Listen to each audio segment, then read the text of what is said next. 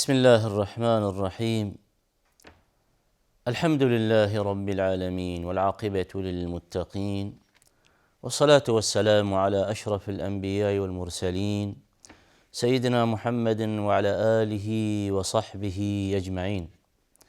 بینندگان عزیز و محترم، السلام علیکم و رحمت الله و برکاته. همانطوری که ملاحظه می‌فرمایید با برنامه‌های ایمانی در خدمتتان میباشم و در این جلسه به حول الله و قوته با یک سری موضوعات جدیدی در خدمتتان میباشم. موضوع مهمی که در نظر گرفتم برای این جلسه موضوع دعا میباشد، موضوع آداب دعا. چرا که هر کدام از ما به عنوان یک مسلمان با خدای خودش راز و نیاز می کند، دعا می کند و اینجاست که سرور بشریت علیه الصلاة والسلام پیروان خودش راهنمایی و ارشاد فرمودند که چگونه با پروردگار خودشان وارد دعا شوند، چگونه راز و نیاز کنند و چه آدابی در واقع در دعا که به آداب دعا در اسلام معروف می باشد رعایت کنند. توجه بفرمایید که دعا به طور عموم به عنوان یک عبادت می باشد. دعا یک عبادتی است که بین یک فرد مسلمان و بین خالقش رد و بدل می شود. هرگاه که یک بنده مسلمان در واقع احساس دلتنگی کند، احساس مشقت کند، احساس ناامیدی کند، احساس کند که مشکلاتی در واقع گریبانگیر او می باشد، اینجاست که به سمت و سوی چه کسی بایستی این بنده مسلمان برود برای رفع حاجات و نیازهای خودش؟ بایستی به چه کسی مراجعه کند؟ اولین در واقع موردی که به ذهنش خطور می کند این است که بازگردم و برگردم و مشکلات خودم را با خالق خودم در میان بگذارم. چرا که این خالق است که می تواند در واقع این نیازها و حاجتها را برطرف کند. پس اینجاست که این بنده مسلمان متوجه می شود که تنها کسی که می تواند دعاهای او را، نیازهای او را، حاجات او را برطرف کند و استجابت کند آفریدگار می باشد. پس اینجاست که یک پل ارتباطی بین یک بنده و خالقش برقرار می شود. یعنی این که اینجاست که این بنده مسلمان مستقیم وارد گفتگو با خالق خودش می شود و این در واقع یک افتخاری است برای یک بنده که خالق خودش را مورد خطاب قرار بدهد. امن یجیب المضطر اذا دعاه. توجه فرمایید، امن یجیب المضطر اذا دعاه. این شخصی که در واقع خسته است، شخصی که نیازمند است، شخصی که مصیبت‌ها و گرفتاری‌های زیادی دارد، چه کسی می‌تواند این شخصی که الان در واقع نیازمند می باشد و دچار مشکلات زیادی شده است، چه کسی می‌تواند در واقع این همه مشکلات از او دفع و رفع کند؟ امن یجیب المضطر اذا دعاه و یکشف السوء. و چه کسی میتواند در واقع دعاهای این بنده خسته را استجابت کند و یکشف السوء، و اینکه این ناملایمت ها و این گرفتاری ها را برطرف کند. فقط و فقط الله ذوالجلال لا غیر. پس اینجاست که یک بنده مسلمان وارد دعا می شود با خالق خودش و اینجاست که زمانی که یک بنده مسلمان میخواهد که دعا کند، وارد گفتگو شود با خالق خودش، اینجاست که در دعا کردن یک سری آدابی بایستی رعایت شود. چرا که این بنده الان با خالق خودش سخن میگوید، پس سخن گفتن با خالق بایستی فرق و تفاوت داشته باشد با سخن با یک مخلوق. از این بابت زمانی که یک بنده مسلمان بخواهد دعا کند، اینجاست که بایستی مواردی به عنوان آداب دعا چه رعایت کند. موارد زیادی در مورد آداب دعا. اولا این که چه بهتر می باشد که یک بنده مسلمان زمانی که بخواهد دعا کند پاک باشد، با طهارت باشد، یعنی وضوئی داشته باشد. این امر واجب نیست اما مستحب می باشد، زیبا و جالب و پسندیده می باشد. زمانی که یک بنده مسلمان بخواهد با خدای خودش دعا و راز و نیاز کند، این که وضوئی داشته باشد، پاک باشد. چرا که دعا یک نوع عبادت می باشد. توجه فرمودید؟ دعا در ذات خودش یک نوع عبادته. الدعا بنا به فرموده پیامبر علیه الصلاة والسلام، الدعا هو العباده. پس دعا عبادت است و الله ذوالجلال میفرماید ادعونی استجب لکم، مرا دعا کنید، مرا بخوانید و برای شما چه استجابت میکنم. پس مورد اول مستحب است که یک فرد مسلمان زمانی که بخواهد دعایی داشته باشد، اینجاست که با وضو باشد. این مورد اول. مورد دوم، بازم همانطوری که عرض شد، برای اینکه دعا عبادت است و در ادای عبادت ها این که یک مسلمان در واقع رو به قبله باشد، این که یک فردی رو به قبله باشد و اینجاست که بعد از اون وارد دعا شود. این مورد دوم. مورد سوم اینجاست که یک امر مهمی هم بایستی در اثنای دعا رعایت شود و اون زمانی که یک بنده مسلمان تصمیم گرفت که دعا کند. پس اینجاست که یک امری داریم به نام رفع الیدین، این که یک بنده مسلمان بیاید و هنگام دعا کردن دو دست خودش را بالا ببرد. پس اینجاست که یکی از آداب مهم دعا و من باب احترام با خالق خود اینجاست که زمانی که بخواهیم دعا کنیم دو دست خودمان را بالا ببریم. و در این مورد پیامبر علیه الصلاة والسلام فرمایشاتی دارند.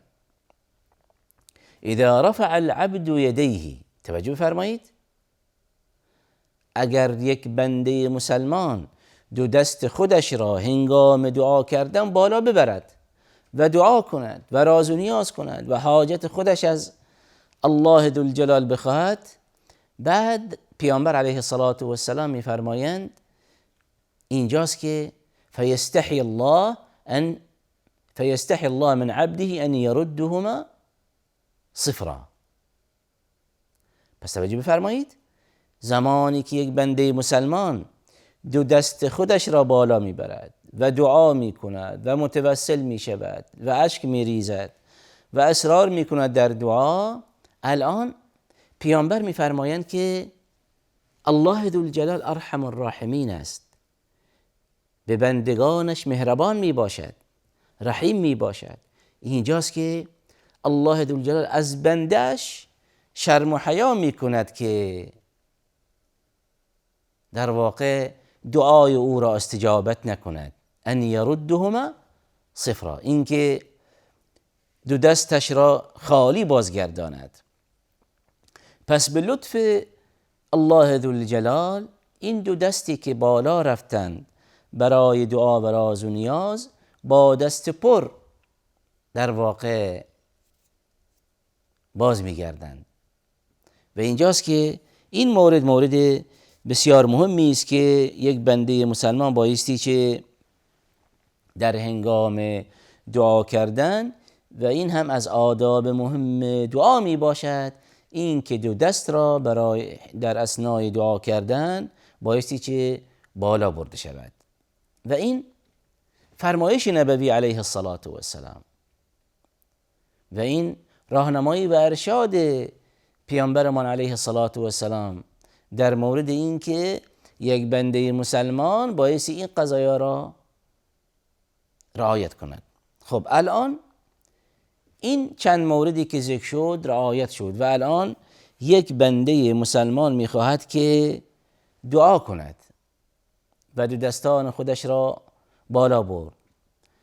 الان شیوه دعا به چه صورت این بنده مسلمان وارد شود؟ توجه بفرمایید، این امر مهمی است. یک بنده مسلمان یعنی این که نیاید و بدون مقدماتی وارد دعا شود و مستقیم از الله بخواهد. چگونه زمانی که یک فردی برای دوست خودش پیغامی میفرستد، نامه‌ای میفرستد، چگونه یک مقدماتی فراهم میکند؟ توجه فرمودید؟ تا اینکه پس از فراهم کردن این مقدمات در نهایت چنانکه نیازی داشته باشد و اینکه در واقع درخواستی از دوستش داشته باشد، در نهایت اون درخواست از دوستش طلب میکند. پس اینجاست که بنا به فرموده پیامبر علیه السلام و راهنمای به ارشادهای نبوی این است که یک شخصی هنگام دعا کردن در وهله اول ضمن این که دو دست خودش را بالا برد، در ابتدا با حمد و ثنا وارد شود. توجه فرمودید؟ الحمد لله رب العالمین والعاقبة للمتقین. با حمد و ثنای بر الله ذوالجلال وارد شود. توجه فرمایید.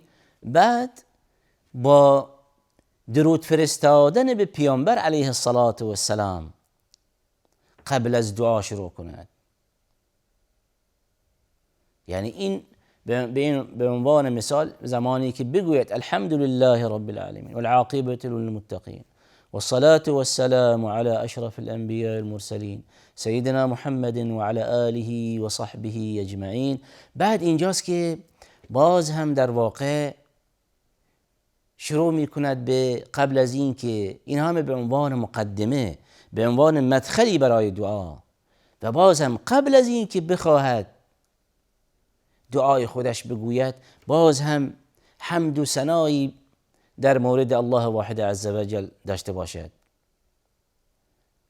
و من باب تضرع و فروتنی با الله واحد عزوجل خوب است که بگوید اللهم اینی اسألك باسمائك الحسنى وصفاتك العلى اسألك بكل اسم هو لك سميت به نفسك او انزلته في كتابك او علمته احدا من خلقك.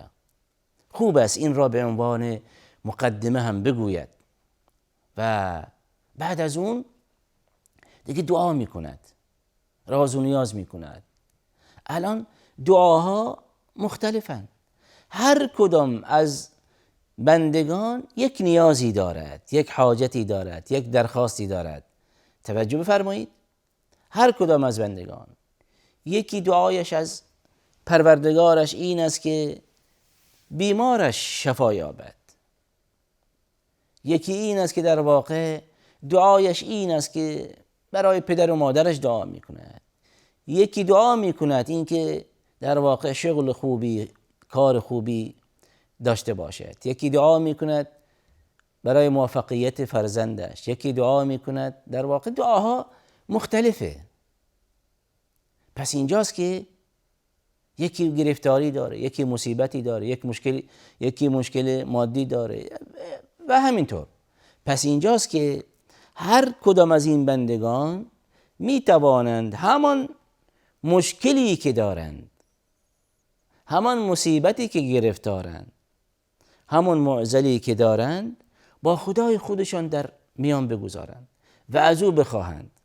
پس از اون مقدمه‌ای که عرض شد و اینجاست که دعا که کرد تمام شد، باز هم آخر دعایش باز هم با صلوات بر محمد و آل محمد علیه الصلاة و السلام دعایش را به پایان ببرد.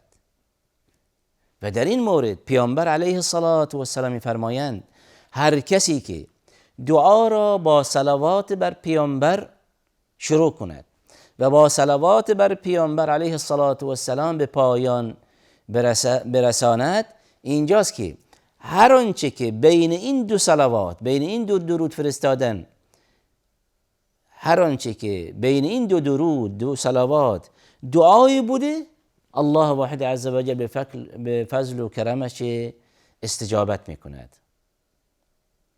پس اینجاست که این امر بسیار ضروری و مهم است، این که دعاهای من را با صلوات بر پیامبر علیه الصلاة و السلام شروع کنیم و با صلوات بر پیامبر علیه الصلاة و السلام به پایان برسانیم و این امر بسیار مهمی است.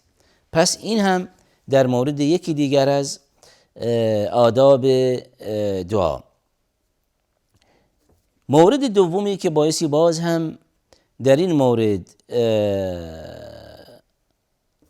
بر اون تأکید کرد این است که یک بنده مسلمان زمانی که رو بیاورد بر دعا کردن و این آدابی که عرض شد رعایت کرد، این بنده مسلمان در مورد تحقق یافتن این دعاهایش، در مورد استجابت کردن دعاهایش شتاب نکند، دعا کند با صبر و حوصله و ادامه دهد. پس این جمله‌ای بودند از آداب دعا در اسلام. اجازه بفرمایید همین مسائل آداب دعا با توجه به این که وقتمان پایان رسیده به نشست آینده واگذار کنیم. و آخر دعوانا ان الحمد لله رب العالمین.